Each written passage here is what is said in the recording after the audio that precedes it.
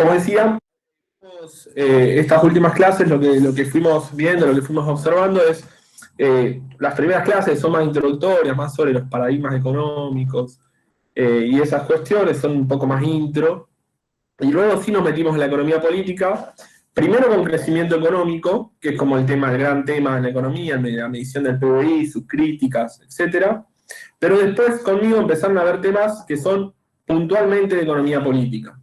Puntualmente de economía política. ¿Qué quiero decir con esto? Que no son elaborados, o por lo menos no son tratados de una forma de igual manera en la economía ortodoxa o en la economía neoclásica, ¿no? En el sistema teórico neoclásico.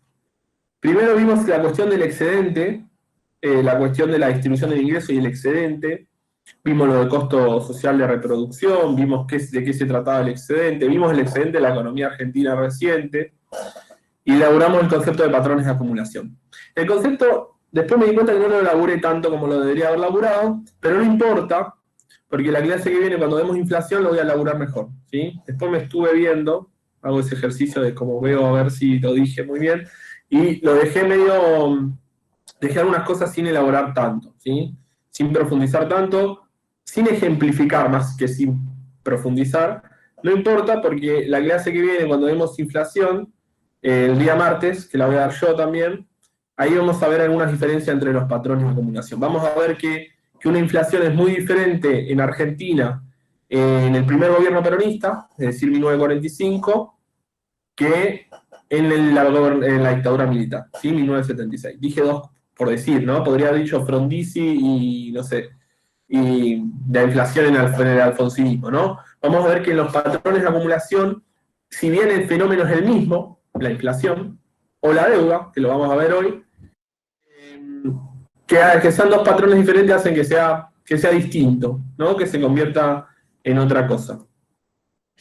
De ese concepto de patrón de acumulación debatimos el martes, para mí uno de los temas más lindos que me gusta debatir en la economía, no sé si para ustedes fue igual, pero a mí me encanta, que es el tema del gasto público y el tema de los impuestos. El rol del Estado, más de un punto de vista económico, ¿no? En la economía moderna. Y ahí lo que vimos es una teoría puntual, que es la teoría de la demanda efectiva, que es la teoría de Keynes, un poco actualizada, pero vimos la teoría de Keynes al fin. Y vimos cómo el gasto público, qué efecto tiene en el producto. Vimos también este debate, que es un debate bien del siglo XXI, si el Estado tiene que mantener sus cuentitas al día, ser austero, o si tiene que realizar lo que se llama finanza funcional, ¿no? Adaptar sus finanzas de acuerdo al ciclo económico, de acuerdo a cómo va evolucionando la economía. Y por último cerramos con el rol de los impuestos. También vimos que esa emisión o ese gasto tenía un límite, sobre todo las economías periféricas. Eso lo expliqué a lo último, tenía una relación con el dólar. Hoy vamos a ver qué tipo de relación hay con el dólar, ¿sí? Porque lo que vamos a laburar más que nada es un tema que conocemos lamentablemente los argentinos y argentinas, que es la deuda externa, ¿sí? Hoy vamos a laburar el concepto de deuda, principalmente vamos a laburar un patrón de acumulación específico, que es la valorización financiera, ¿sí? El patrón de acumulación de valorización financiera se dio en Argentina con la última dictadura militar en 1976, ¿sí? 24 de marzo de 1976, estamos cerquita de la fecha, y terminó, entre signos de preguntas, en el 2001, para mí sí, pero hay ciertos debates al respecto, y es un patrón que hoy lo que vamos a tratar de hacer es explicar la caracterización de ese patrón, para explicar de alguna manera por qué influye tanto el dólar en nuestra vida cotidiana y por qué Argentina comenzó a ser un gran deudor de deuda externa. Hoy vamos a hablar de un tema que es polémico también, como fue la del otro día de gasto público. Agarré los temas polémicos, que son lo que me gusta a mí. Algún día voy a hacer un panel con alguien que piense distinto, a ver si cambiamos de opinión. Nos vamos a pelear un poco, me gustaría. Pero bueno, por ahora estoy solo. La idea de hoy es hacer deuda externa, y el martes sí, con lo que vemos hoy, el martes inflación se entiende muy fácil, ¿sí? Vamos a tratar de ver los distintos tipos de inflación. Para mí es uno solo y de ese se derivan muchos, pero eso es algo a lo que adhiero yo. El martes los vamos a ver. Con eso más o menos el viernes que viene vemos teorías del comercio internacional, que ya un poco nos desligamos de, de este patrón como medio central. Voy a presentar la pantalla. Bien. Una ventana, esta. Bien.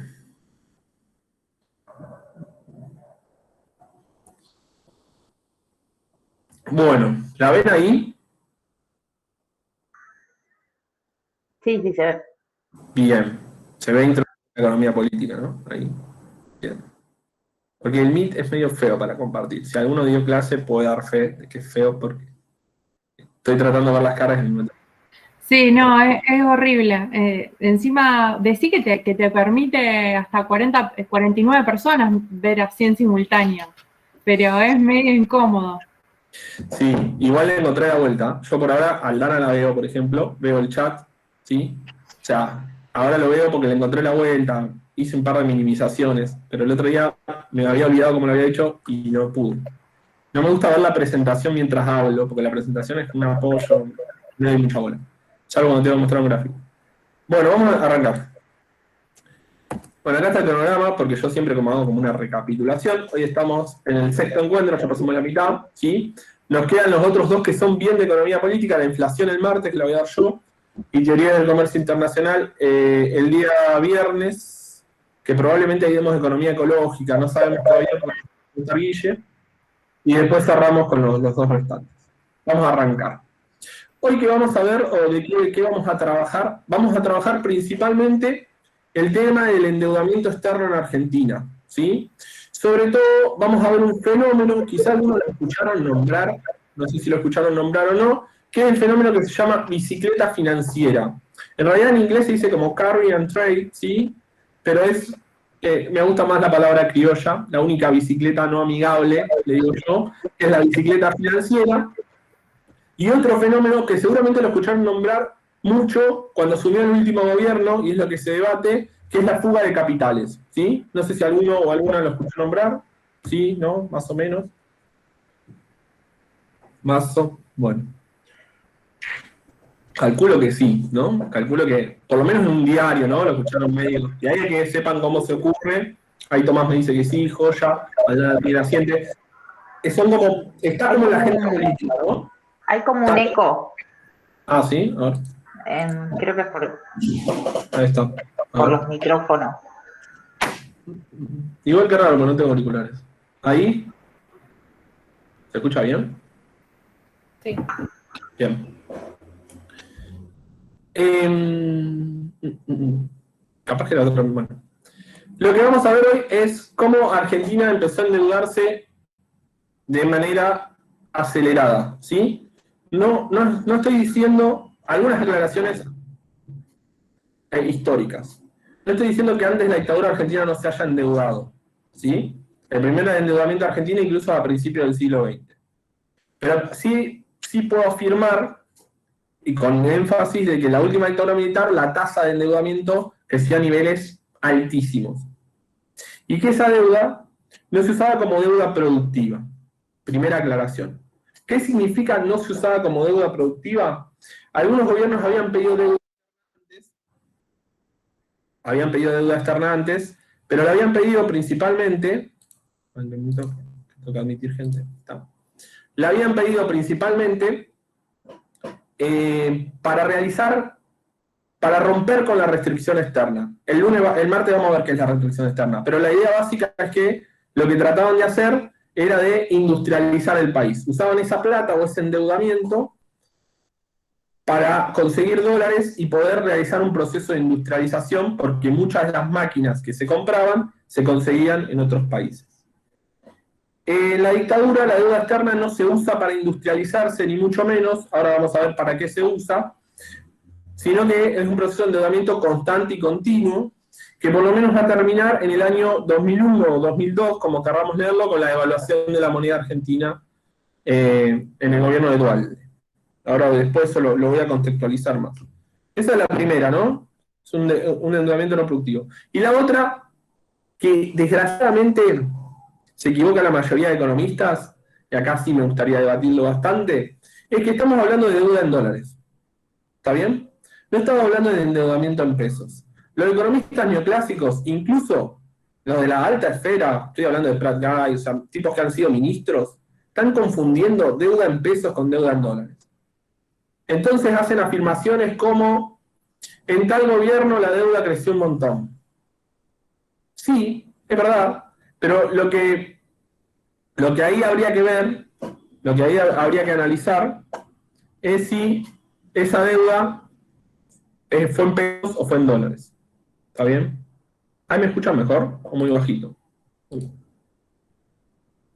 Bueno. No, se escucha bien. Va, por lo menos. Bueno. No, porque en el chat pusieron que se escuchaba bajito. No sé si soy yo o son ustedes. No, yo escucho fuerte. Parece que son ustedes. Vuelvo a hilo. Es deuda, antes de empezar la clase, ¿no? Quiero aclarar. Es deuda no productiva, y lo voy a justificar luego, en un ratito. Y es deuda en dólares, que no es lo mismo que deuda en pesos. Principalmente, ¿por qué? Por lo que vimos el martes. El martes vimos que el Estado se puede ver a sí mismo en pesos.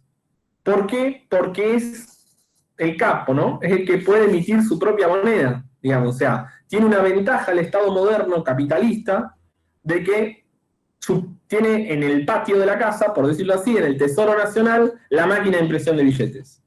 El problema es que el Estado puede emitir pesos, más no puede emitir dólares, ¿no? O sea, podés emitir tu moneda nacional. El Estado argentino no puede emitir dólares. No puede emitir dólares. Para conseguir los dólares, o pide deuda, esa es una forma de conseguir dólares, pedir prestado, o tiene que encontrar un mecanismo de exportar más, venderla al resto del mundo para conseguir los dólares. Las transacciones con el resto del mundo se hacen en dólares. Pero esas son las dos maneras de conseguir dólares. No puedes emitir los dólares, ahí tenés un problema. ¿Se acuerdan que yo les dije cuál es el límite de que el Estado emita? Y bueno, que los argentinos compramos insumos importados o compramos un producto nacional, pero que tiene muchos insumos importados. Yo le había dado el ejemplo la harina. Si compras una harina, el harinero compra el molino importado. Entonces, de alguna manera, vos podés comprar mucha harina, pero después el molino va a tener, o sea, después el harinero va a tener que comprar el molino afuera, y ahí tiene una restricción, porque yo le pago en pesos y él tiene que pagarlo en dólares afuera. ¿Sí? Nuestra restricción es que no manejamos la moneda a nivel internacional. Somos un país muy pequeño a nivel mundial, en términos de todo, casi, población, exportaciones, salvo territorio, porque Argentina es el séptimo o octavo más grande, después en todos somos relativamente pequeños, entonces no manejamos un poder económico tan grande como pujar a nivel internacional los precios, etc. Más allá de eso, y vuelvo al retomo del argumento inicial, es deuda en dólares, lo cual significa que es una deuda que nos cuesta mucho pagar.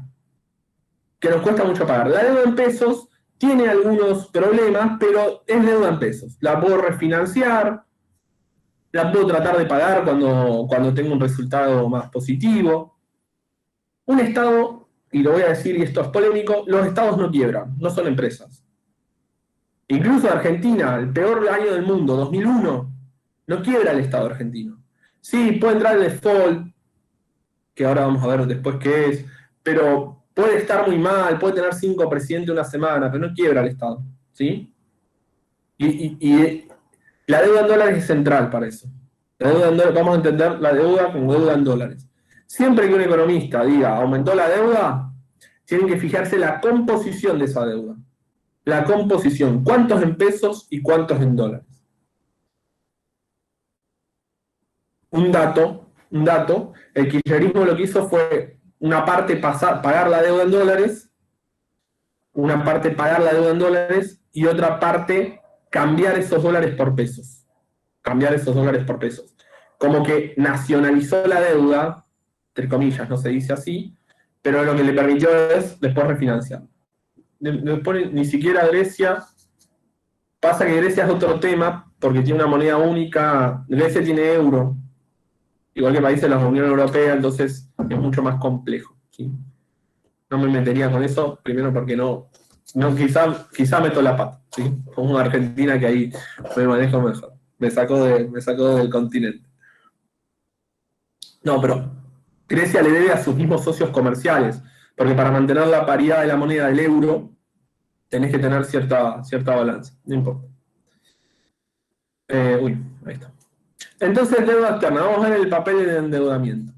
Para eso vamos a repasar un poco la lógica que había en la dictadura, ¿no? ¿Cuál era el diagnóstico de Martínez II? Martínez II era el ministro de Economía, la mayoría debe saber acá, ¿no? Era el ministro de Economía de la dictadura, por lo menos los primeros años, creo que los primeros 3 años, 76, 79, si no me equivoco. Martínez II, ¿qué diagnóstico tenía? Un diagnóstico bastante liberal, ¿no? O sea, económicamente hablando, era liberal. ¿Qué decía? Se los puede ver, lo googlean en YouTube, o lo ponen en YouTube, y les aparecen sus discursos. Yo siempre lo recomiendo a alumnos porque es una linda forma de ver a alguien opinando por la misma persona, ¿no? Que no nos cuenten qué decía. Una de sus frases más famosas es: todo lo que debe ser de privado, todo lo que no debería ser estatal no debe ser estatal, ser del privado. El diagnóstico es, sobre todo, que el Estado, no le llamaban populista en ese momento, sino que los estados industriales, los estados de bienestar anteriores a la dictadura militar eran ineficientes en términos económicos, ¿sí? Que gastaban mucho. Ya vimos el otro día que gastar mucho, pero en la ideología neoclásica, el gastar mucho está mal. Ese estado, en las crisis de los estados que trataban de industrializarse anteriores a la dictadura, por ahí eran, desde el punto de vista de Martínez II, eran porque había déficit fiscal. Porque el Estado gastaba mucho, era muy ineficiente, tenía muchos empleados públicos, un discurso que se sigue reproduciendo, ¿no? Bastante. Que la industria era ineficiente, que habría que abrir el comercio internacional y que la industria argentina tenía que pelear de igual condiciones con la industria del resto del mundo. Ese es un diagnóstico que también estuvo en los 90. Que los sindicatos eran demasiado fuertes. Bueno, la dictadura prácticamente eliminó o sea, mató a los jefes sindicales, vamos a decirlo crudamente. Todo eso en un contexto donde comenzaba algo que se denomina la internalización financiera. Más que nada, la canalización de inversiones extranjeras en masa por parte de los países periféricos. Ahora yo les voy a dar un ejemplo de eso, dejémoslo ahí. Ese era como el diagnóstico que tenía Martínez II. ¿Cuáles fueron las políticas de acuerdo al diagnóstico? Abrirse al mundo, es decir, la liberalización del comercio internacional, no cobrarle impuesto a las exportaciones, retenciones, ¿no? Las famosas retenciones e impuesto a las exportaciones, no cobrar aranceles, que son impuestos a las exportaciones, y sobre todo empezar a tratar con más dinamismo con los organismos internacionales, sobre todo con el Fondo Monetario Internacional y con el Banco Mundial. Eso se da más en los 90. La idea era el incentivo a lo que éramos más eficientes, que son las exportaciones primarias, es decir, los bienes primarios, producción primaria. Eso se va a completar en los 90 con la soja RR y con un montón, con la minería, mega minería, etc. El diagnóstico es que nosotros teníamos mayores ventajas en estos recursos y por lo tanto debíamos explotarlos. Como los sindicatos eran fuertes, hubo represión sindical y en todo el movimiento obrero en general, ya sea represión en términos de violencia, pero también reduciendo el salario, lo vamos a ver en un rato. Y sobre todo, y acá está la política, que esta reforma financiera de 1977 se sigue manteniendo hasta la fecha, increíblemente, obviamente con algunas cuestiones que se fueron derogando y todo eso, pero nunca se hizo una reforma financiera nueva, que es la liberalización de las tasas de interés. Hoy voy a explicar un poco lo que es la tasa de interés. Pero más que nada el Estado, Banco Central, por así decirlo, coloca tasas de intereses altas. Ahora vamos a ver qué es la tasa de interés y por qué son altas. La tasa de interés, lo voy a contextualizar ahora. La tasa de interés es una tasa, ¿vieron cuando uno pide un préstamo? Y que el banco le dice, bueno, devolveme los 100 pesos que te presté, más una tasa de interés, ¿sí? Según los neoclásicos, es el valor del dinero en el tiempo. Yo lo discuto bastante esa denominación, pero la tasa de interés la pone el Banco Central, ¿sí? Es establecida exógenamente, quiere decir, por afuera. El Banco Central impone una tasa de interés. Como había cierta inflación, estos tipos, o sea, los neoclásicos, piensan que una tasa de interés alta combate la inflación. muy parecido en este sentido al diagnóstico de Sturzenegger en el último gobierno, ¿no? Sturzenegger, ¿qué decía? Lo podemos googlear, y decía que una tasa de interés alta iba a desalentar la suba de precios. Hay un mecanismo ahí para explicar eso, no me voy a meter en eso porque la verdad que no nos interesa deuda, pero después lo podemos profundizar. Este era el diagnóstico y las políticas. La pregunta es, ¿cómo surge acá un proceso de endeudamiento externo? Y no solo un proceso de endeudamiento externo, sino que muchos analistas coinciden en que acá comienza la obsesión del argentino por el dólar. Yo más o menos concuerdo con eso, porque en los 50, si le preguntamos a nuestros abuelos, no ahorraban en dólares. ¿Sí? O sea, en la fanatización, por decirlo entre muchas comillas, ¿no? No estoy de acuerdo casi con la palabra que acabo de decir, pero bueno, así un poco dar clase. La obsesión, si se quiere, con ahorrar en dólares, surge del proceso de valorización financiera. Surge de este proceso, que en Argentina fue el más profundo de Latinoamérica, y que llegó más lejos, ¿sí?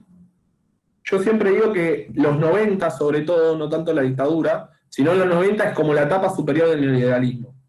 Ningún otro país, por más neoliberal que ha sido, llegó a tal al extremo como Argentina, ¿sí? Completamente para debate, pero bueno, lo voy a tratar de fundamentar.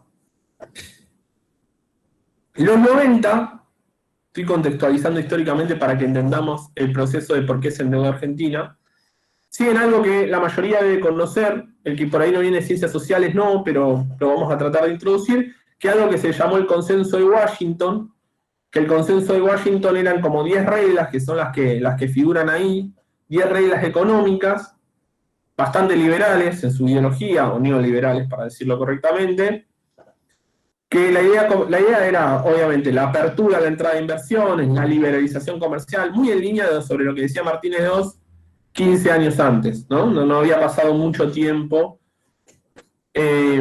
Cambiar las prioridades en gasto público, es decir, un gasto público reducido, disciplina presupuestaria, lo que hablábamos el martes, ¿no? Tratar de que los presupuestos no tengan déficit, privatización de las empresas del Estado, etcétera, cosas que más o menos conocemos, ¿no? La garantía de la propiedad privada como eje regulador de la sociedad, todas cuestiones que tienen que ver.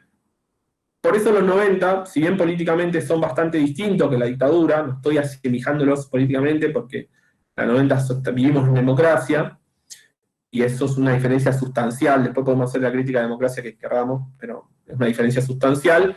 En el modelo económico es bastante parecido, porque tiene atrás el sistema teórico neoclásico, ¿no? Que piensa que el mercado es un buen regulador, es un buen asignador de recursos, y que el Estado nada tiene que hacer ahí o nada tiene que aportar ahí. Eso por lo menos estamos guiándonos por el pensamiento de ellos. En este contexto, que expliqué muy someramente, muy por arriba, surge lo que se denomina bicicleta financiera, que es lo que voy a explicar un poco hoy, o el problema del endeudamiento externo de Argentina. No solucionado hasta el día de la fecha. No solucionado hasta el día de la fecha. Lo vamos a tratar. Este mecanismo se llama bicicleta financiera, como dije antes, se llama también carry and trade, ¿sí? En inglés, o sea, si te buscan un paper o una revista en inglés va a aparecer de esa manera. Y yo lo voy a explicar paso a paso, ¿sí? Lo explico no para que ustedes lo hagan, porque esto es nocivo para el país, ¿sí? Sino para que entendamos el mecanismo de un endeudamiento externo. Es muy importante para mí, para la teoría crítica, siempre les digo a los alumnos que entiendan el proceso de bicicleta financiera. Porque muchas veces dice, bueno, ¿dónde se fue la plata? La plata o sea, ¿cómo es el mecanismo? ¿Cómo se hace para endeudarse un país? Lo vamos a tratar de demostrar, ¿sí? Vamos a ir muy lento, porque es un proceso que para el que no está acostumbrado a la economía es un proceso un poquitito complejo, pero me van frenando, ¿sí? Esa es como la idea. Y lo hice con un ejemplo muy burdo. ¿Entiendes? Esto se hace por millones y millones de pesos y millones de dólares. Yo lo bajé a la realidad como si yo lo voy a hacer, porque como si yo lo haría con mi plata, ¿no? ¿En qué consiste el proceso de bicicleta financiera? ¿Y por qué no surge antes? No surge antes porque el gobierno ponía un montón de restricciones al sistema financiero, controlaba mucho el sistema financiero. Con la introducción de los modelos dictatoriales en América Latina, primero Chile, después Argentina y después los otros países, se empieza a liberar el mercado financiero. Se empieza a hacer con el objetivo de, si lo pensamos bien, de atraer inversiones, ¿no? De que vengan capitales a invertir a Argentina. Vengan a invertir a Argentina, vengan a invertir Latinoamérica, que tenemos un sistema financiero flexible, ¿no? Donde uno puede realizar sus inversiones fácilmente, sin que el Estado le ponga imposiciones, sin que el Estado le cobre impuestos, etc. ¿Cómo sucede eso? Bueno, a través de la liberalización empieza un proceso, que es este proceso que se llama bicicleta financiera, que el proceso es siempre el mismo, por ahí van cambiando los actores, y eso está bueno verlo, vamos a ver más el proceso que los actores, pero consiste en lo siguiente. Ahí en el primer cuadrito ustedes dicen, personas se endeudan en dólares para comprar activos locales. Espera, empecemos. Vamos a suponer que soy yo el que me endeudo. ¿Qué significa? Lo que hago es adquirir un dólar, me endeudo en dólares, ¿sí? Me endeudo en dólares. Vamos a suponer, me endeudo por un dólar. Pido deuda por un dólar. Y con ese dólar lo cambio por 100 pesos. Vamos a suponer que un dólar son 100 pesos, ¿sí? Voy a la casa de cambio, no tengo restricciones a la compra ni nada, porque es un mercado completamente libre, y compro 100 pesos. ¿Sí? Hasta acá vamos, ¿no? Hasta acá es sencillo. Hago un cambio, me endeudo en dólares, le debo un dólar a alguien, algún acreedor que me lo haya prestado, el FMI, no sé, lo cambio por 100 pesos, ¿sí? Eso es lo primero. Después, ¿qué hago? Con esos 100 pesos me compro un bono argentino, un papel, ¿sí? Un papel que diga que yo compré con 100 pesos, ¿sí? Ese papel, que lo emite generalmente el Banco Central o lo pueden emitir otras entidades privadas, ese papel me da una tasa de interés, me da una ganancia. Me da una ganancia en el corto plazo, porque está tan libre el mercado que yo lo puedo retirar cuando quiera, ¿sí? Vamos a suponer que el interés, acá yo puse, el interés de ese papel, que se le denomina bono, es del 100%. Entonces, ¿yo qué hice? Vamos a recapitular, vamos muy despacito. Me endeudé por un dólar, tengo 100 pesos, con esos 100 pesos voy y compro un bono argentino, los bonos argentinos se compran en pesos, no en dólares, por eso tengo que hacer ese intercambio, sí o sí, de un dólar a 100 pesos. Con esos 100 pesos me compro un bono, y que está al 100% de la tasa de interés, puse una tasa de interés altísima, y a los pocos meses tengo 200 pesos. O sea, tengo el doble de lo que yo había puesto. ¿Sí? Hasta acá vamos, si no me paran. ¿Se entiende? Díganme que sí, que no, más o menos. ¿Bien? Sí, sí. Bien. ¿Qué hago después? Bueno, acá está la parte... Yo lo que hago es, suponiendo que el tipo de cambio no se mueve, suponiendo que, ¿qué quiero decir esto? Que un dólar sigue valiendo 100 pesos, de que no se alteró esta igualdad, yo ahora tengo 2 dólares. Yo lo que hago con esos 200 pesos es adquirir 2 dólares y lo fugo. ¿Qué es fugarlo? Sacarlo del sistema. No necesariamente un paraíso fiscal. Meterlo abajo del colchón. Lo saco. ¿Sí? De hecho, si yo no sé si les dije este ejemplo, pero creo que sí. Si yo agarro ahora y rompo un billete, no solo soy un poco gil, sino que estoy destruyendo plata. La estoy sacando del sistema, ¿sí? De hecho, hay unos cuentos, bueno, estoy yendo a la literatura, pero hay unos cuentos de un anarquista donde queman dinero. Supuestamente ahí lo sacan del sistema. Bueno, es verdad un poco, pero yo estoy quemando plata, ¿no? Paré el sistema, de alguna manera. Yo puedo quemar 100 pesos, no le hago nada al sistema, pero bueno. Acá la idea básica es que esos dólares los saco. No necesariamente tienen que ir a Panamá, aunque muchas veces va, ¿sí? O a las Islas Caimán, o a Seychelles, que son paraísos fiscales que te lo aceptan y no le preguntan ni de quién es. Lo saco del sistema. Entonces yo me endeudé por un dólar, lo cambié por 100 pesos, con eso compré un bono argentino, al poco tiempo gané el doble, lo cambié por dólares y lo fugué. En el transcurso me gané un dólar sin hacer nada. O sea, haciendo esa transacción. Sin hacer nada me refiero a sin poner ninguna empresa. Se le llama capitales golondrina también, ¿no? Van y vuelan. El problema es que ¿quién pone el dólar extra? ¿Quién pone?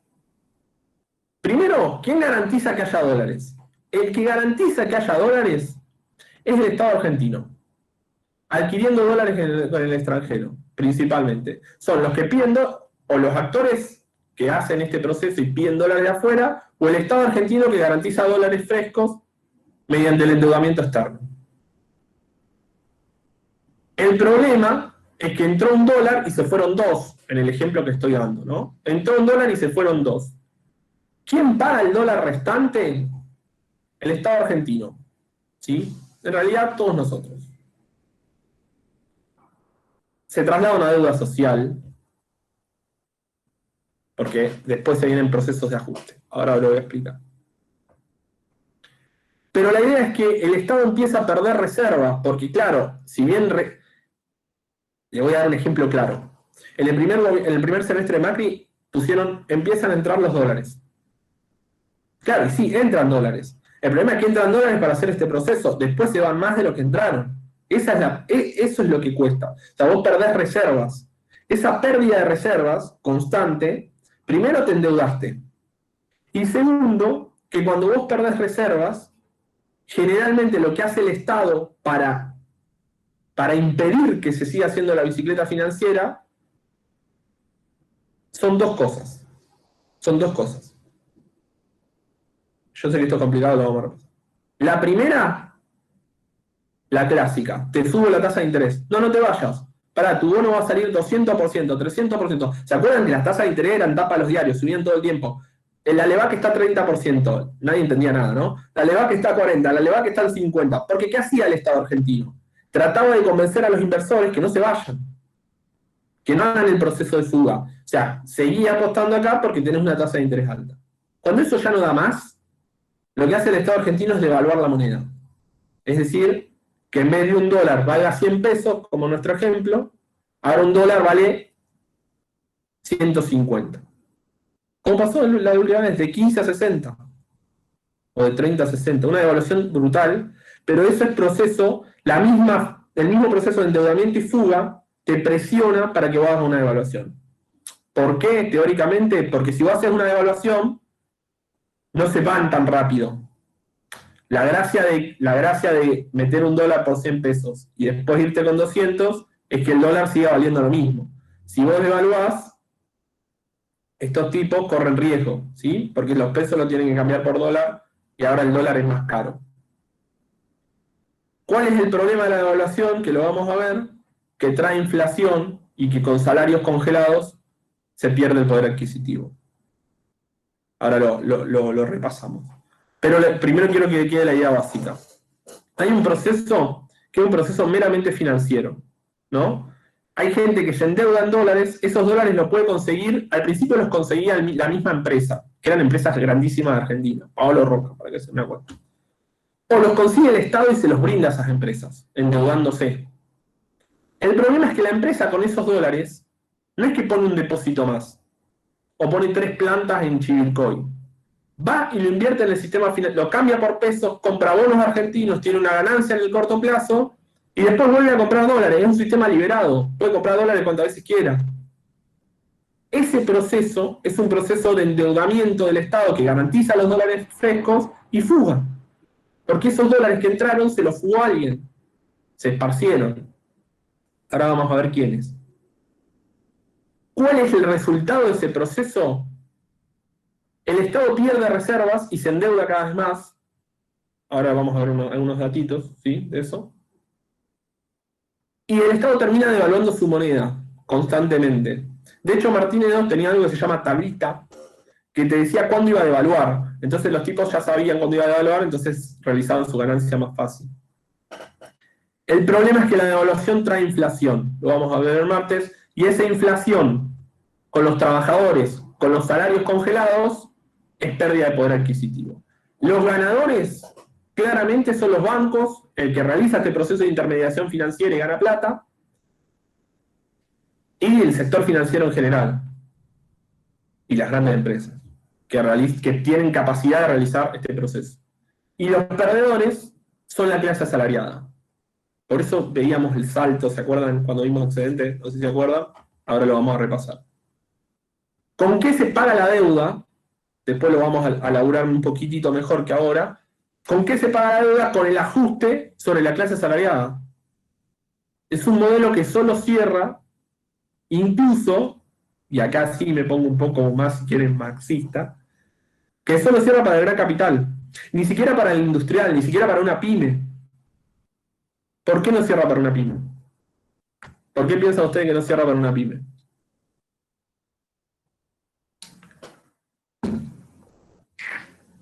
La famosa timba, dice Mariana, sí. No cierra para una pyme porque le liberaste el mercado comercial. Una pyme que hace juguetes y vos dejás que entren los juguetes chinos, la fundís. O sea, porque no puede competir de igual a igual. Principalmente porque el chino no le paga un salario de miseria a comparación del salario argentino. Entonces, el costo de hacer un juguete en China, más allá de la tecnología que tiene China hoy, digo, es mucho más bajo que el que hacer un juguete en Argentina. Si vos no le pones restricciones a ese comercio, por ejemplo, juguete por dar uno, ¿no? Podría ser cualquiera. Eliminás las economías nacionales, que es lo que pasó del 76 al 2001. No pueden competir de igual a igual porque no tienen un Estado que los proteja. Entonces, digo, no es que solamente pierden los trabajadores, pierde un sector del empresariado argentino, que es el sector industrial, y más que nada las pequeñas y medianas empresas, que son las que tienen mano de obra. Entonces ahí también tenés otro problema, ¿no? Que es el desempleo. ¿Puedo preguntar una burrada para...? La que quieran. Cuando vos decís que el Estado lo único que le queda es devaluar la moneda, Sí. para mí, conceptualmente, la única manera que lo hace es emitiendo moneda. ¿Hay otra manera de devaluar? No, devaluás decretando una devaluación. ¿Cuál es el problema? Simplemente con esa decisión ya está. En realidad tenés que intervenir en el mercado de cambios. Sí. Es una simple decisión, nada más, no es que tenga que emitir después un juego de oferta y demanda ni nada de eso, es una decisión. No, o sea, el mercado cambiario no es un... O sea, es un juego, si querés leerlo como un juego de oferta y demanda, podés, pero el problema es que la oferta no es tan democrática como la demanda. A mí, los juegos de oferta y demanda me hacen un poco ruido porque parece ser que el que demanda dólares tiene el mismo poder que la oferta. Y acá el Estado es un jugador muy poderoso en el mercado de cambios, ¿sí? Sí. Cuando hay una devaluación que hace, básicamente, como la última, todos demandan dólares y no interviene. Entonces eso hace que el precio del dólar se dispare, principalmente porque no hay muchos, ¿sí? Si sale a poner reservas, si el Estado sale a poner reservas, sale a intervenir en el mercado, poniendo reservas, ¿qué pasa? Se calma, ¿sí? En cambio, si el Estado no decide intervenir y dice, bueno, ya está, ¿qué es lo que pasó la última vez? El Estado no salió a intervenir. Entonces, Después de las elecciones, después de las elecciones ahí. Claro. El día después de las elecciones, el Banco Central, fíjense, bueno... Yo creo que ese es el ejemplo más claro, digamos. Claro, ese lunes, el Banco Central no salió a intervenir la moneda. No salió a la cancha. Se quedó en el banco. Y eso hizo que, primero que se disparó por la propia... Vieron que se terminaba la timba, y cuando se termina la timba, agárrate. Agárrate, es 2001, es 2019. ¿Sí? O sea, cuando se termina la timba, es cuando los jugadores, ¿qué hacen? Se van todos al dólar. ¿Sí? Los grandes jugadores. Yo no te estoy hablando de Tito, el almacenero, que va y vende y los cambia por dólares. En este momento, increíblemente, hay muchas personas de la clase media, ya se dolarizó tanto la cuestión de los ahorros que ahora sí es peligroso porque las últimas veces ya compraba hasta el de clase media, pero antes, estamos hablando de la época de la dictadura, el que hacía este movimiento no era el trabajador, sino principalmente el sector empresariado. Y repito, no cualquier sector empresariado, sobre todo el sector empresariado más concentrado, el oligopólico de Argentina, ¿no? Ahora lo vamos a ver en un ratito. Esa devaluación se deja, ¿sí? Incluso ahora vamos a ver cómo podés hacer para no devaluar. Esto es lo mismo, esto se lo suelo demostrar a los alumnos. Estoy toda la clase con este cuadrito, pero hoy voy a tratar de que no. Se me fue un montón. Bueno, se contrae deuda, es lo que expliqué recién, ¿no? Pero para que les quede como el esquemita. Está muy simplificado. Este es el esquema del 76 al 83, si queremos. Se contrae deuda por parte de activos locales y del Estado en dólares. Esos dólares se cambian por pesos. Empresas compran activos locales, estos bonos principalmente. Se aprovecha un excedente positivo por las altas tasas de interés, es decir, esos bonos rinden muchísimo. Se cambia esa ganancia por dólares, eso es fuga de capitales, crisis de balanza de pagos. Esto, omítanlo, ¿no? Crisis de balanza de pagos es muy económico, lo debería haber sacado. Ocurre la devaluación. En la dictadura lo que había es una tablita cambiaria, ¿no? Te decían cuándo ibas a devaluar. Hay inflación que con el congelamiento salarial decretado por decreto, valga la redundancia, ¿no? Es una distribución regresiva del ingreso, claramente, ¿no? Están ganando los actores más concentrados de la economía, que puedan realizar este proceso, y están perdiendo el sector que cobra salarios, ¿no? Con la inflación más el congelamiento, 1 más 1, 2. En los 90 se da diferente, el proceso es exactamente parecido, es bastante parecido, pero no hay devaluación porque hay un 1 a 1, ¿sí? En abril del 91, Domingo Cavallo dice que $1 va a valer $1, la famosa ley de la convertibilidad, no me voy a meter con eso, pero no hay devaluación. Entonces, ¿cómo consiguen calmar eso? Privatizaciones, principalmente, sobre todo el 91 y el 95. Un paquete de privatizaciones enorme, donde se venden todas las empresas nacionales. Si quedó una o dos, Entel Comunicaciones, Somisa, Siderurgia, Asindar, YPF, no sé, podemos seguir. Ferrocarriles. Este proceso le había quedado trunco a la dictadura. No lo había podido realizar. Se realizó en los 90, porque lo votaba el Congreso principalmente, y el peronismo en los 90 realiza este ajuste o estas privatizaciones sobre el sector productivo, ¿no? Consigue los dólares así. ¿Cómo conseguís los dólares? Vendiendo tus activos. Le decías a alguien que viene de afuera, Repsol, empresa española, compra mi YPF, te da dólares, ¿sí? Y ahí lográs calmar. El problema, ¿cuál es? Que YPF es central para el desarrollo argentino. Entonces, pero igual no te interesa industrializarte, así que es otra cabeza, digamos, ¿no? Pero si vos seguís industrialista, no vendas YPF, ¿no? Tener el sector energético es central para el desarrollo argentino. Bueno, no importa. No me quiero meter en eso. Quería como señalar la diferencia porque para que vean que si bien es un proceso de valorización financiera lo que se está haciendo en toda la época, va cambiando de acuerdo a ciertas políticas económicas. Pero el corazón es el mismo, ¿no? Va cambiando algunos detalles, lo voy a decir así muy vulgar, una clase de introducción, pero va cambiando algunas cuestiones de política económica. ¿Cuáles son los resultados? Un poco los dije. Hay un problema. El endeudamiento externo limita el crecimiento económico porque siempre el Estado se endeuda, pero tiene que pagar la deuda más los intereses de la deuda. Y sobre todo fuga de capitales. ¿Quién se queda con los dólares que entraron? ¿Quién se queda con los dólares que entraron? Argentina, si hay una deuda pendiente que tiene con la dictadura es penar penalmente o llevar a juicio a los actores económicos que se beneficiaron de la misma.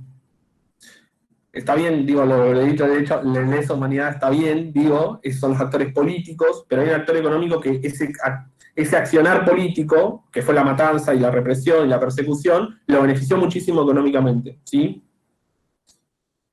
De hecho, yo estoy seguro que si rascamos un poco hubo una financiación, pero bueno. ¿De dónde se obtiene este crecimiento que tuvieron estos actores económicos?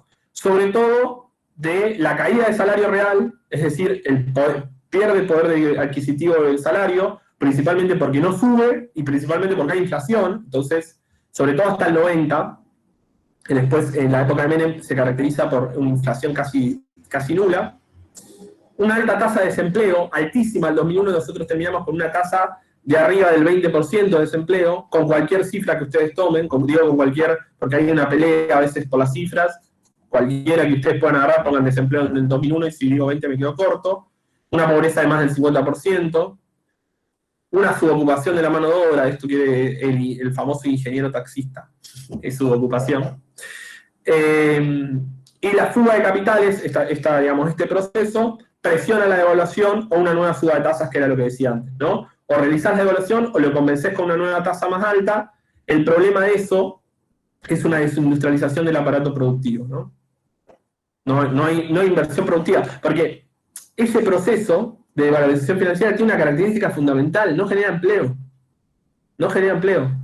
Y sumado a eso, vos liberalizaste el comercio y dejaste que entren, que compitan igual una pyme argentina con un monstruo de otro país, dejaste sin empleo esos trabajadores. En esta época se forman los descartados, ¿no? Los que quedan por fuera del sistema laboral, que no tienen documento, que no tienen domicilio, o sea, que están descartados del sistema. ¿Sí? Se disgrega la clase, bueno, un montón de efectos sociales, ¿no? La desagregación de la clase trabajadora en gerente de alto nivel y después operarios que no llegaban a fin de mes, y todo este sector descartado, ¿no? Surgen los movimientos sociales en los 90, más que nada en Argentina piqueteros, pero bueno, en otros países otros movimientos sociales, no voy a empezar eso, me encanta, pero es otra clase. Esa dinámica del patrón valorización financiera, ¿quién eran los deudores? O sea, ¿quiénes se endeudaban? Más que nada actores locales, oligopólicos, ¿no? Principalmente los grandes jugadores del sector industrial y los agroexportadores. Se endeudaban, pero esa deuda no la pagaban nunca. De hecho, en 1982, Domingo Felipe Cavallo, que debería estar preso, lo digo, sin tapujos, estatizó esa deuda privada, lo cual es ilegal, ¿no? Que hizo toda esa deuda en dólares que habían hecho los actores locales para hacer el proceso de valorización financiera y ganar muchísima plata, la estatizó, es decir, la pasó a manos del Estado, como si todos debieran.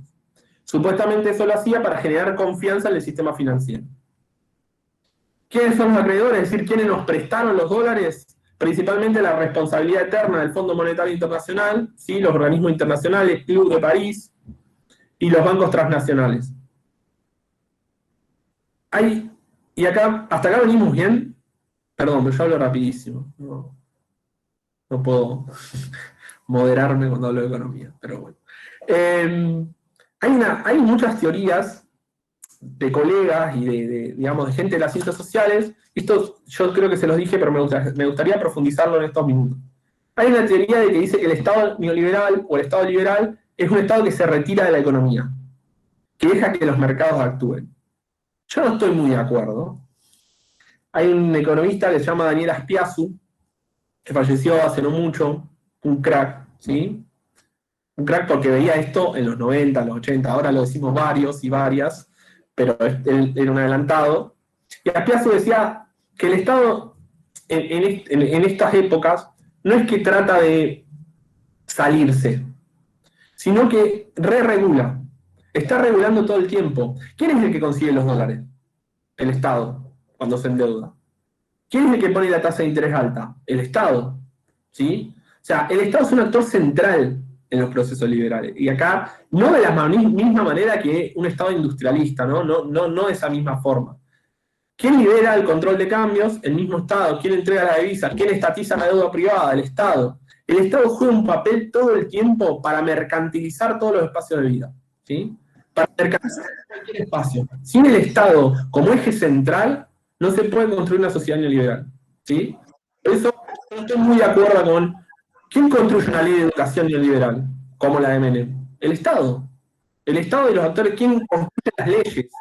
Hace poco, sí, cuando salió a la luz el espionaje que hizo la AFI, Juli Estrada, que es doctora en desarrollo económico, hablaba sobre esto justamente y decía que es falsa la discusión sobre Estado presente o Estado ausente, que el Estado siempre está, que lo que importa es al servicio de quién y de qué intereses, digamos. Por eso como que a veces es difícil no caer en esa discusión que te lleva a discutir a veces con personas que piensan de esta manera sobre si el Estado tiene que estar o no tiene que estar. Y como que terminas cayendo en esa disputa que en realidad no existe, porque el Estado está, el problema es a qué intereses responde. Sí, ahí pusieron en el chat, es imposible que el Estado no intervenga. Claro, el dicho no intervenir es una cuestión estatal también. O sea, no es, en la sociedad que pretende Milei, los libertarios, que no me gusta hablar mucho de ellos, así no le doy identidad, no existe. Porque básicamente el capitalismo se basa en un Estado moderno. Después el Estado va cambiando las relaciones de fuerza dentro del Estado. No digo que todo el Estado en el capitalismo igual ni ahí, porque eso es denigrar la ciencia política, ni mucho menos. El Estado va modificándose de acuerdo a las relaciones de fuerza internas que tenga, de acuerdo a la plataforma política que tenga. Los mismos partidos vamos cambiando a lo largo del tiempo, digamos. Es una correlación de fuerzas del Estado, pero es imposible que el Estado no intervenga. De hecho, yo siempre digo que el Estado neoliberal es el que más necesita intervenir, porque crear espacios de mercantilización es un proceso muy complejo, ¿sí? Estás creando una sociedad que tiene que pensar que el Estado es lo mejor, que el mercado es lo mejor. Incluso delimitándose por el Estado. Pensaba que también creo que es más una construcción discursiva que lo que hace es correr la responsabilidad en la toma de decisiones. Yo me corro, el Estado se hace a un lado y es el mercado el que lo regula. Entonces también discursivamente es una manera de correrse de las responsabilidades que hacen esto, ¿no? Como si el otro fuera un agente externo a las decisiones que yo tomo como Estado. De hecho se nota cuando empiezan a hablar que aparece mucho esa construcción discursiva. Sí, sin duda, es la separación de la economía y la política, ¿no? La economía la hacen técnicos, a mí me contratan para bajar la inflación, como si fuese para hacer un cheesecake, ¿no? O sea, es un casi técnico, y la política queda separada de la economía, ¿no? La política, bueno, la política no, mejor no, porque ahí no estamos bien, ¿sí? O sea, es bien el discurso antipolítico.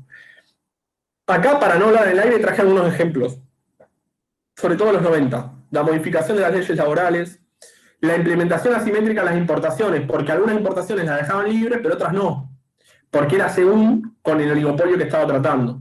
Donde tenía poder, la dejaba pasar, donde no, no. La regulación especial automotriz, se estableció toda una regulación especial para que entren automotrices, pero también beneficiaban a otras, hizo toda una regulación, un marco normativo para el régimen automotriz. Algunos regímenes de promoción industrial los sacó. Promoción industrial eran tasas diferenciales en San Luis, en 3 provincias, no me voy a acordar. Para descentralizar la nación lo que hicieron es poner menos regulaciones o mejorar el rendimiento de las empresas en 3 provincias. Una era San Luis, la otra 2 no me las voy a acordar, una era del sur, bueno, no me la voy a acordar. Esos regímenes de promoción industrial, después lo busco, no lo removieron, ¿sí? Si bien nunca no descentralizaron, porque la empresa cerraba en Buenos Aires y se iba a San Luis, no creaste ningún empleo, digamos, en la misma empresa se instaló en otro lado, fue totalmente fallido.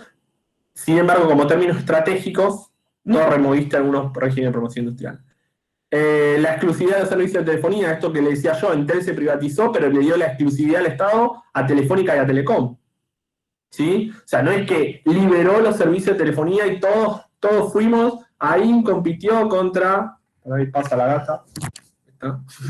Ahí compitió contra, no sé, contra AUS, contra el DANE, contra Lenina, a ver quién se quedaba con telecomunicaciones. No, el Estado fue y le dijo a Telefónica le doy esto, a Telecom le doy esto y chao. ¿Sí? O sea, formó un duopolio de la nada.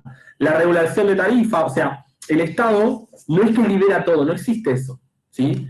Va regulando, va re-regulando, va a decir Azpiazu, eso es un término que, porque él dice el Estado industrial regula, que el Estado neoliberal lo que hace es regular sobre lo regulado para liberalizar los mercados, ¿no? Es un término que los ejemplos también se los robé a él, ¿no? No lo inventé yo.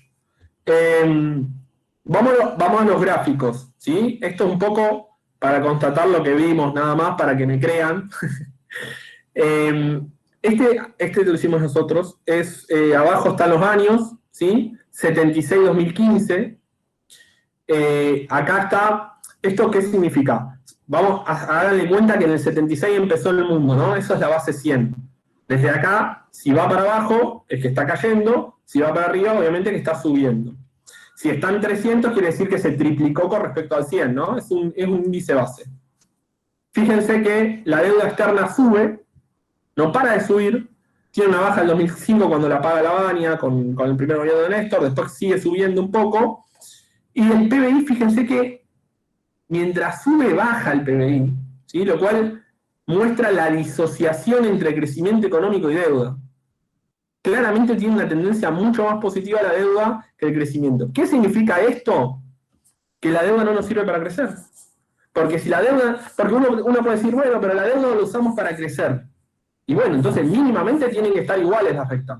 ¿Se entiende lo que digo? O sea, mínimamente tienen que ir al mismo nivel. No, si vos estás usando la deuda para crecer, no podés tener periodos donde la deuda crece el 4 o 5 veces y el crecimiento un 1%. ¿Sí? Claramente hay una disociación, que es producto de la fuga de capitales, y el endeudamiento externo. Fíjense que el crecimiento va mucho más lento, hasta el 2002, que es la evaluación, que lo que aumenta la deuda. Luego sí va más rápido que el aumento de deuda, incluso baja en el 2004, 2005, cuando le pagamos al FMI.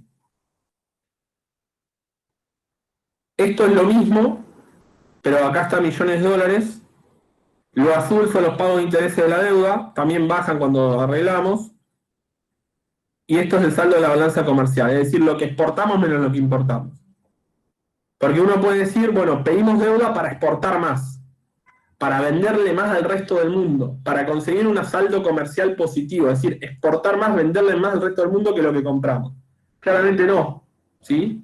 Claramente no. Incluso podemos decir que cuando los pagos de intereses fueron bajos, y la deuda, esta deuda, vamos a verlo en un rato, se paga con una balanza comercial positiva. Es decir, en un rato lo explico mejor, con deuda ecológica. Este es el que más me gusta a mí, no es nuestro. Tienen los gobiernos abajo, y tienen miles de millones de dólares en el eje de las ordenadas, ¿sí? Lo explico despacio. Lo rojo es la deuda. Lo negro, lo que está abajo de lo rojo, que está con rombitos, es la fuga de capitales. Y lo de abajo es los intereses de la deuda. Claramente, cuando las curvas van iguales en un gráfico de economía, significa que tiene la misma tendencia, entonces es probable que tenga una correlación, ¿sí? Habría que tener otra justificación, un poco más sofisticada con otro software, pero no importa. Acá claramente hay una correlación entre las tres, es decir, que la deuda se traslada a fuga. Fíjense, se mueven igual, ¿sí? Y este es el PBI, a precios constantes, significa sin los efectos inflacionarios. Fíjense que el PBI casi va de 100, ¿sí?, a 140. El PBI está en número índice, significa que no es miles de millones de dólares lo que está. El PBI crece un 40%, podemos decir, pero la deuda crece exponencialmente. Vuelvo a repetir, la deuda no nos sirvió para crecer, ¿sí? Es muy común que se justifiquen estos gobiernos. Porque en realidad, como nosotros estamos entendiendo un patrón de valorización financiero, ¿sí?, que digan, bueno, nosotros en los 90 garantizamos un crecimiento de 10 años, crecimos 7, ¿sí? El problema es que agravaron un montón de problemas que teníamos antes. Y tengo una pregunta, perdón, ¿puede Sí. ser que es por lo que también decías al principio, que, o sea, cuando hubo endeudamiento con moneda extranjera, no sé, se usó para pagar sueldos o cosas que, o sea, no es que eso se iba a multiplicar, sino que es como un gasto, no sé cómo decirlo, como un gasto fijo que tipo muere ahí? Es porque se usa en el proceso de valorización. De hecho, para pagar sueldos no necesitas moneda extranjera, porque el sueldo es en peso. El otro día le voy a contar una anécdota pequeña como para visualizar lo que digo. El otro día me tengo que mudar, ¿no? Proceso horrible. Horrible alquilar, mudarse más. Me tengo que mudar y me recibe el de la inmobiliaria y me dice que el depósito lo necesita en dólares. El departamento era malísimo, pero bueno, él necesitaba el depósito en dólares. Y yo le dije, ¿vos cobrás en dólares o en pesos? Se lo dije bien, obviamente, porque es empleado. Pero no tiene ningún tipo de sentido que el argentino trate de dolarizar todo. ¿Vieron que en Twitter dicen, en dólares está barato? Sí, hermano, pero vos no cobrás en dólares, cobrás en pesos. Dolarizar es un sinónimo de esta época. Dolarizar todo, el menú. Vos cobrás en pesos, no cobrás en dólares. No te dan dólares cuando terminas de trabajar. Y eso es importante. Por ejemplo, el salario de las personas, el Estado lo puede hacer emitiendo plata. No sé, o si es muy estricto con emitir plata, podría, no sé, cobrar más impuestos si cree en el presupuesto equilibrado, o no sé, o sacarle más, poner un impuesto a la ganancia más alto, no sé, digo, estoy hablando en el aire, pero no necesita pedir dólares. Una de las excusas de estos gobiernos es, tengo déficit fiscal, el Estado gasta más de lo que recauda, el Estado está negativo. ¿Qué hago para solucionar ese déficit? Pido deuda en dólares. No tiene sentido, porque vos tenés una deuda en pesos, no en dólares. ¿Por qué vas a pedir dólares para sanear la deuda en pesos? Que después encima te cuesta devolver. ¿Qué debería pasar para el... Bueno, política de vivienda, más que nada. Pero es complejo, es complejo. Vos sabés que vos tocaste el tema de la vivienda y yo quería comentar, bueno, yo en la empresa el rango de edad oscila entre 50 y 60. Y bueno, cuando murió Menem, obviamente se generó el gran debate.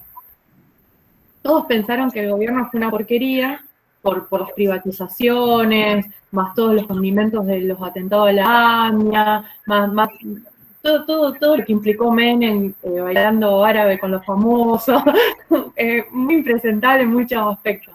Pero sí coincidieron que la mayoría que pudo comprar su casa propia gracias al 1-1.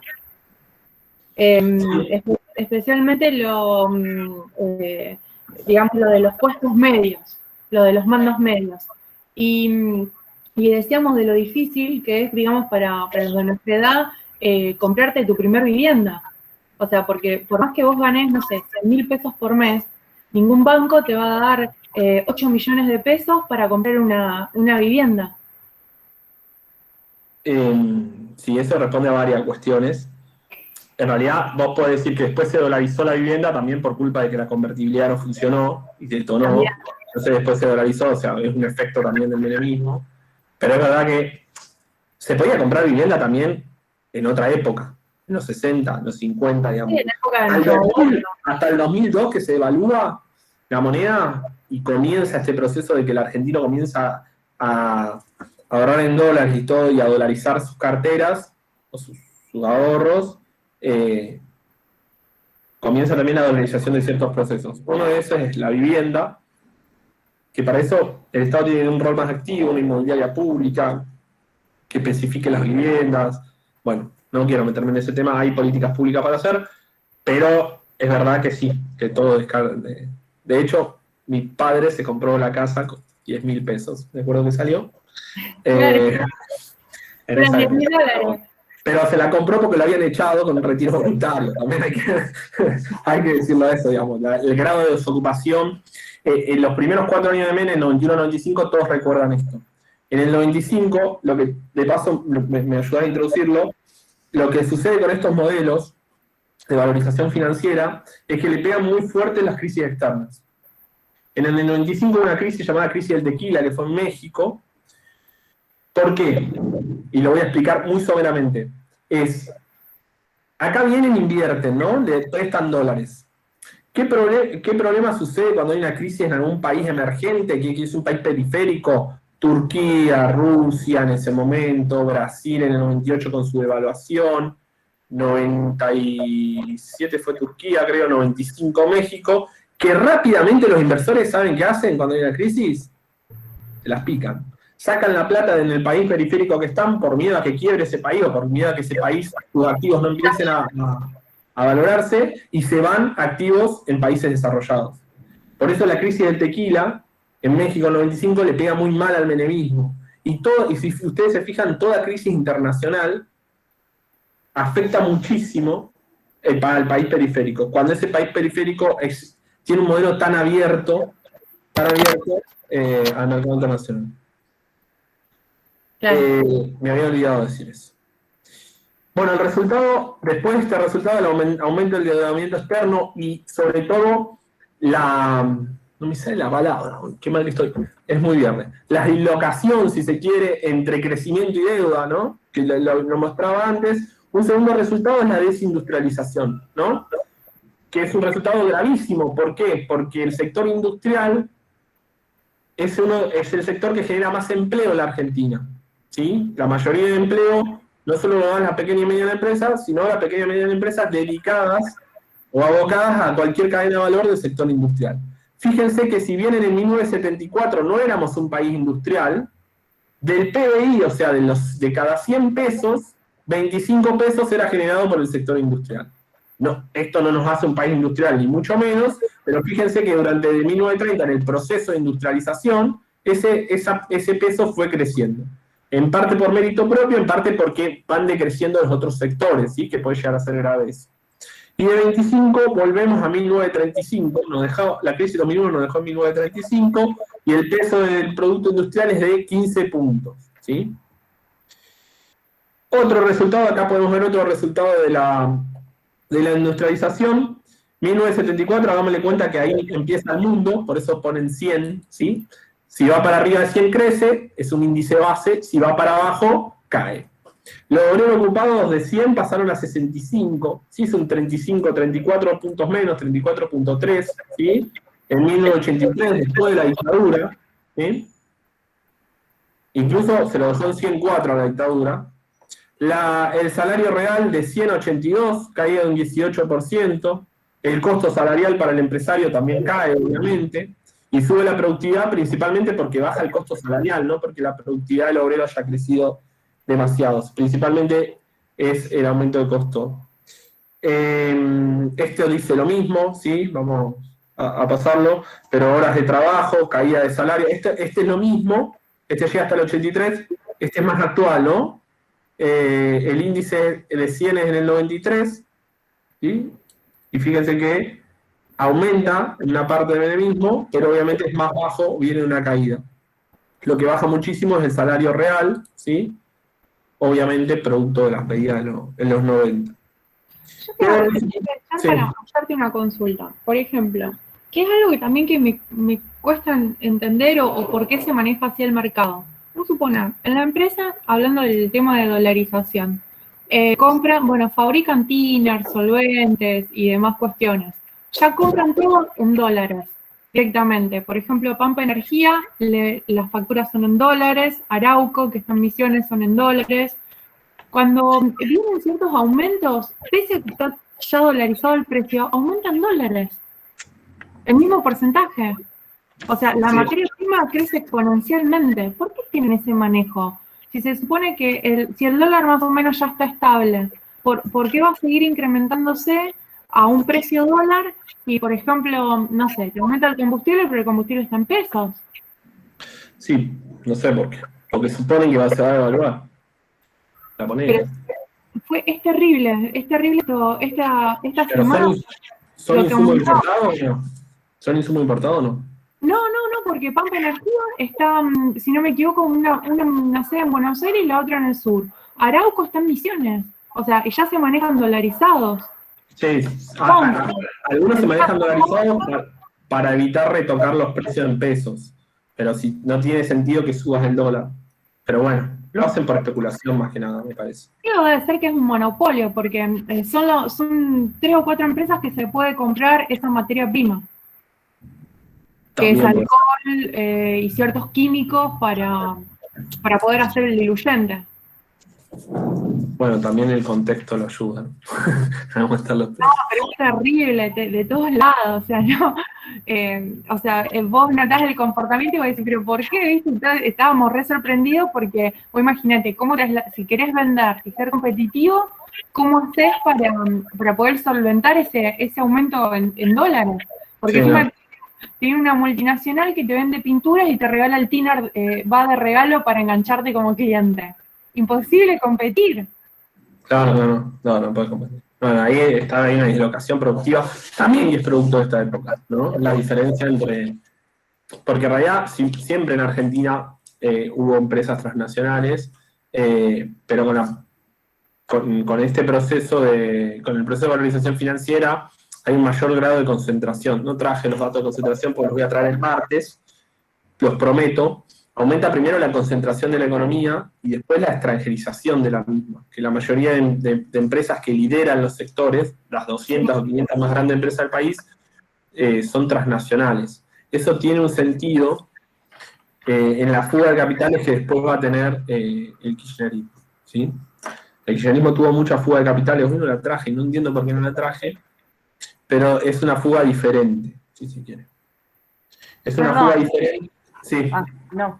No, pero aquí hay que le aumenta el precio, más que es alcohol y eso, no tiene que ver con la disminución de la oferta, o sea, como que sí, no hay tanta oferta para tanta demanda. No, porque es un tipo de alcohol que es solamente para ese tipo de producto, o sea, no es un alcohol, por ejemplo, el Cedronar, para poder vender ese tipo de alcohol, los obligan a contaminarlos para que no lo puedan vender como alcohol en gel, por ejemplo. Entonces vos ves que el alcohol tiene un olor espantoso, un color amarillento tirando a marrón, y obviamente no es el alcohol que está en las góndolas del súper. Y a su vez el Cedronar te hace un montón de controles no solamente de sustancias como el alcohol, sino otras porque se utilizan para la fabricación de drogas, y el control es muy estricto. O sea, y después te encontrás, qué sé yo, que hay competidores por ejemplo, en Villa Gobernador Galvez que no tiene la etiqueta del Cedronar. Y te venden a un precio súper competitivo, porque obviamente no tienen un montón de sellados, impuestos y demás que te cobra el Cedronar. Bueno, mejor. Sé que me hace acordar eso la serie de Netflix. No voy a decir cuál. Sí. Bueno, los resultados: aumento del endeudamiento, desindustrialización, peor distribución del ingreso, ¿no? La participación del salario del PBI cae, esto lo habíamos visto cuando vimos excedente. Algunos resultados más generales. La fuga de capitales presiona la devaluación, una nueva suba de tasas, hay una desindustrialización del aparato productivo, eso ya lo dije. Una redistribución regresiva del ingreso, ya lo mostramos, estoy como repitiendo. Y una limitación del crecimiento económico, que la salida de divisas, los pagos de intereses, fuga de capitales. Este es un cuadrito hermoso, ¿sí? Que para este autor, la política económica sirve como disciplinamiento para la clase trabajadora, luego de que la clase trabajadora fue la gran protagonista, por lo menos hasta 1976, de los ciclos políticos en Argentina. Principalmente por lo álgido que era el movimiento. Primero, un disciplinamiento a trabajadores. ¿Cómo? Fíjense, vamos a ir por uno primero. ¿Cómo del 76 al 83, es decir, en la dictadura, estamos hablando económicamente, ¿no? Todos sabíamos que desaparecían a líderes sindicales, no como hablar de economía. Salario fijo más inflación, claramente pérdida de poder adquisitivo. 89-91, o sea, la convertibilidad, ¿sí? El menemismo. Más que, como no había inflación, el otro disciplinamiento venía por el gran aumento de desempleo y sobre todo algo que en Argentina se instaló para quedarse, lamentablemente, que es la precarización laboral, ¿no? La vulnerabilización de los derechos del trabajador, la tercerización laboral, el empleo en negro, ¿sí? Todo eso tiene que ver con precarización. Todos estos dos combinados son un disciplinamiento de los trabajadores. Esto permitió un gran incremento de los márgenes de ganancia, ¿sí? Sobre todo de las empresas grandes, porque tenían menor costo laboral y porque conseguían trabajadores a 2 pesos, porque la mayoría de... Ustedes saben que hay una teoría que dice que cuando la cantidad de desempleados es muy alta, obviamente tira el salario para abajo. Primero, los trabajadores no se pueden organizar y luchar. O no podían, ¿sí? Ahora sí pueden porque hay organismos de la economía popular, pero desalentada por ahí la lucha. Y en una segunda parte, desalienta el salario a la baja, porque si vos no me querés trabajar por 200 pesos la hora, una cola de 50 personas que lo va a trabajar por esos 200 pesos. Incremento de los márgenes de ganancia. Adicionalmente, ¿por qué también ha aumentado las ganancias? La famosa patria contratista, los subsidios del Estado. Fíjense cómo interviene el Estado en esta época, otorgando el subsidio directo hasta grandes empresas. Correo Argentino es una. Esto, concentración y centralización del capital, ¿no? Gran concentración en la economía. El otro disciplinamiento fue hacia los empresarios, ¿sí? Los pequeños, los que no eran exportadores, es decir, que se dedicaban al mercado interno, vendían dentro del país. Los que no estaban muy diversificados, es decir, que producían pocos productos. La reforma financiera del 76, con las tasas de interés elevadas, no permitió que estos empresarios, la tasa de interés cuando está muy alta, impide que los empresarios entren al mercado financiero a pedir préstamos, porque tienen que devolver un toco de guita enorme, ¿no? Sí. Entonces, eso hizo que claramente haya un disciplinamiento de empresarios y sobre todo un tipo de cambio bajo que prácticamente hacía que compitan de igual a igual con los sectores que venían del extranjero.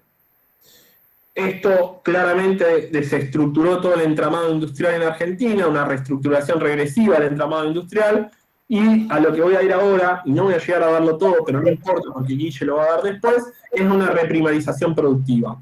¿Qué significa esto? Que el proceso del patrón de acumulación por valorización financiera, uno de los grandes resultados que tiene, y que lo podemos ver hoy, y que no podemos salir de eso o no le encontramos la vuelta, es la canasta exportadora basada en productos primarios, manufactura de origen agropecuario. ¿Qué quiero decir con esto? Soja, aceite de soja, harina de trigo, productos mineros desde los 90 para acá, sobre todo finales de los 90 para acá. ¿Qué se me ocurre más? Todos productos, aceites, ¿sí? Todos productos que tienen que ver con los primarios. A esto se refiere la reprimarización productiva. Una estructura productiva basada en productos primarios y que la propiedad de esos productos primarios está concentrada y centralizada, y ahí unimos todo, ¿no? Está concentrada por pocos actores que dominan el poder económico del país. Negro lo que estoy diciendo, ¿no? Esto lo voy a pasar. Bueno, en esas crisis, en esas crisis donde cuando termina la convertibilidad, antes del corralito y corralón y antes de la devaluación, hay un montón de actores argentinos que compran dólares, ¿no? ¿Por qué? Primero, ¿por qué termina la convertibilidad? Porque Argentina, este modelo se sostiene únicamente en base a deuda, ¿sí? El Estado necesita todo el tiempo, necesita dólares para financiar el proceso de endeudamiento y fuga. Primero los privatiza, con las privatizaciones consigue. Después el FMI le presta al Banco Mundial, le presta al Club de París y permite mantener ese flujo de dólares. ¿Por qué surge la crisis del 2001? Porque decidieron que no le iban a prestar más, ¿sí? El Fondo Monetario le dice a Argentina que no le va a dar el préstamo stand-by, y claramente estos actores dijeron, esto se va, ¿sí? La convertibilidad no va más, ¿qué hago? Paso todos mis activos en pesos a dólares porque se viene la devaluación, ¿sí? Yo tenía un profesor de Macroeconomía 1 que dijo que se compraba el auto haciendo estos análisis, no voy a decir quién es, pero bueno, y que había estudiado economía para hacer eso. Bueno, esos eran mis profesores. Los grupos empresarios, las operaciones y el monto. Decí por favor si era de UNR. No voy a decir nada. Ay, Dios. Según la facultad de la licenciatura en Economía, en la UCEL y en la UNR. Muy de la UCEL no creo que sea, pero no importa. Ahí te agarré. No, porque mi ex es economista y este era la UCEL. No sé. Por eso no voy a decir el nombre. No quiero conflicto de intereses. Bueno, acá esta lista después la podría traer, pero en el 2015 o en el 2011, cuando también hay fuga de capitales, sobre todo el control de cambios, mal llamado cepo, porque está mal llamado cepo, en realidad es un control de cambios y lo hacen muchos países. El kirchnerismo no lo quiero dejar de lado, no lo traje y no sé por qué no lo traje. El kirchnerismo también tuvo como consecuencia o como pesada herencia esta fuga de capitales. Pero no había bicicleta financiera. O sea, la gente no sacaba dólares por hacer el proceso que ya expliqué al principio, sino que tenían una ganancia productiva. El kirchnerismo lo que hizo fue un aumento grande del consumo interno. Entonces las empresas empezaron a ganar mucha plata con actividades productivas, o sea, que generaban empleo, pero que le permitía una tasa de ganancia muy alta. Lo que hacía con esa tasa de ganancia muy alta es cambiarla por dólares y remitir sus dólares a la casa central, que estaba en, no sé, depende de la empresa de qué país sea. Incluso si era Argentina, a resguardarse en el dólar. Es un problema que no le encontró la solución, o no quiso, no pudo, no supo, ¿sí? Como digo siempre, pero la idea básica es que también tuvo fuga de capitales, como vio que se le empezaban a ir los dólares, realizó un proceso de control de cambios, ¿sí? Es decir, prohibió la cantidad de dólares, o colocó una tara, ¿sí?, a la cantidad de dólares que podían comprar los argentinos y las argentinas. A mi gusto, mal aplicada, ¿sí? Necesaria, pero mal aplicada. Pero es otro tema de discusión.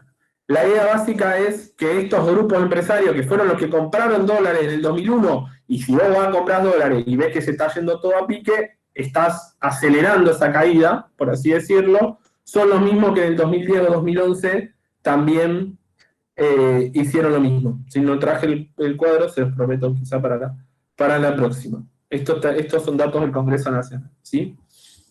Algunos son actores extranjeros, otros son actores más argentinos. Voy a cerrar con esto, así ya no aburro. Le voy a decir a Guille que lo dé. ¿Cuál es el problema de tomar deuda? Muchos ya lo dijimos, pero hay uno que no. ¿Cómo podemos pagar la deuda? ¿Cómo se le ocurre a usted que se paga una deuda en dólares? Lo voy a dejar y lo vamos a resolver entre todos y con esto vamos a cerrar porque bien. ¿Cómo se paga una deuda en dólares? ¿Cómo se les ocurre? Hay dos maneras, así que, o tres, pero dos principales. Exportando para recaudar primero. Bien, una es la que dice Nerina, ¿no? Exportando para recaudar, ¿sí? Es decir, teniendo una balanza comercial positiva, exportando mucho más de lo que importando y consiguiendo esos dólares, porque no es el Estado argentino el que importa. Importan los exportadores, perdón, el que exporta. Exportan los exportadores. El Estado argentino no tiene el monopolio de la soja. Diferente es Chile, diferente Bolivia, que sí, el Estado es el que exporta. Chile con el cobre, Bolivia con el gas, etc. Consiguiendo esos dólares. Entonces, la otra forma de pagar deuda es adquiriendo más deuda. Es decir, endeudándome para pagar la deuda vieja. Eso se llama esquema de Ponzi, ¿sí? Porque cuando vos pedís deuda para pagar deuda vieja, llega un momento que en realidad estás pateando para adelante lo inevitable. Si tu proceso no se corrige, terminás en el 2001, ¿no? Estás pidiéndole al FMI para pagarle la deuda vieja al FMI y terminás en un endeudamiento, en una bola de nieve de endeudamiento que nunca podés pagar. Entonces, el pago real de la deuda viene porque vos le exportés más al mundo que lo que importes, ¿sí? ¿Cuál es el problema? ¿O cuál es el problema en ese sentido? ¿Qué exporta Argentina? Productos primarios. Esencialmente todos asociados al extractivismo, por decirlo así. Entonces, ¿cuál es la pesada herencia de una deuda externa? Son dos. La primera, de la que me interesa hablar y la que le voy a dejar el pie a Guille para que hable en la otra clase, es lo que se denomina deuda ecológica. ¿Qué significa? Que Argentina, para exportar lo que exporta, tiene que acelerar sus exportaciones. Y acelerar sus exportaciones significa producir más soja, producir más aceite de soja, producir más harina de trigo. Es decir, que para pagar su deuda se reprimariza aún más. Esa es una pesada herencia, porque los dólares los necesitas, ¿sí? ¿De dónde los sacás?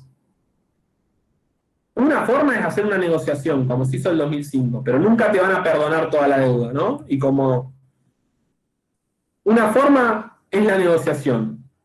Eso te quitó un poquito de deuda. Pero después, la única forma que te queda, 2003-2011, es exportar más de lo que importás. Y así pagar la deuda. El gran problema de eso es que eso achica la biocapacidad de Argentina. Significa que Argentina se queda sin recursos, principalmente para pagar una deuda externa. Les doy un ejemplo más actual. Guzmán renegoció la deuda. ¿Eso significa que no la vamos a pagar? No, porque no canceló la deuda, como se hizo en el 2005. Él la reestructuró. Entonces, la vamos a pagar, no ahora, pero sí más adelante. ¿Y con qué la vas a pagar? Y bueno, tenés que exportar más de lo que importás. Y entonces ahí está la relación entre deuda externa y deuda ecológica. Que vos, para pagar esos dólares que vos debés, que encima no te beneficiaron en nada, necesitas acelerar un proceso de reprimarización productiva. La segunda consecuencia más grande es que si vos esos dólares los dedicás a pagar a la deuda, no lo dedicás a industrializarte ni a generar empleo. Y Argentina es un país que tiene una deuda social enorme con su sociedad. Enorme. ¿Sí? Ayer lo vimos en todos los noticieros con el caso de Maya, pero tiene enorme. Tiene una tasa del 50% de pobreza, tiene el 30% de su país viviendo en barrios que no tienen los servicios más básicos, ¿sí? Ni hablar el acceso a la vivienda, como ya comentamos. hay una denominación que es la deuda social, ¿sí? Pagar esa deuda externa nos significa, por un lado, acelerar el proceso de reprimarización productiva, y por el otro lado,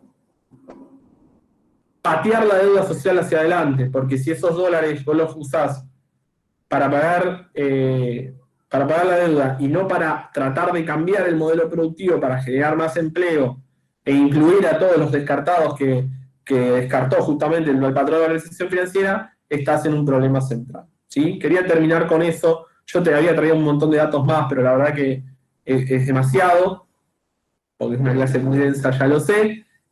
Mi idea hoy era mostrarles cómo surge la deuda externa en Argentina, que es muy diferente a la deuda en pesos, porque ya vimos el martes que el Estado puede deberse a sí mismo, que esa deuda externa tiene un montón, se originó en un contexto determinado, que es el patrón de valorización financiera, de manera acelerada, que se traslada a fuga de capitales y que genera 3 efectos económicos sencillos, ¿no? Fácil de ver. Una peor distribución del ingreso, una desindustrialización del aparato productivo y un aumento del endeudamiento por encima de lo que crece la economía. Todo eso interviene en un montón de otros cambios que van sucediendo al mismo tiempo, ¿sí? Lo de deuda ecológica se los voy a ver, es nuestro tema de investigación con Guille y con el grupo, así que prefiero dejarlo para más adelante cuando estemos más descansados y darlo de una mejor manera. Eso es lo central que quería que veamos hoy. Alguien me deja dejar de compartir. Está presentando, dejar de presentar. Ahí está. Bueno, eso quería que veamos hoy. Más que nada, proceso de deuda, fuga de capitales, cómo es ese proceso y sus consecuencias, ¿sí? El martes vamos a ver inflación, está muy asociado a esto. Fíjense que la evaluación genera inflación, algo dije hoy, pero lo voy a tratar de explicar mejor. Vamos a dar la inflación en esta valorización financiera, que un poco ya lo vimos, ¿no? Repasarlo. Vamos a dar por qué se da la inflación en otros modelos, en los modelos industriales, ¿sí? Eso no lo vimos, se llama ciclo stop and go, lo vamos a ver el martes, y vamos a ver un tercer tipo de inflación, que es la inflación oligopólica, ¿sí? Ya vamos, todas esas 3 inflaciones vamos a tratar de meterla en la misma clase, creo que vamos a poder. Y nada, eso solo.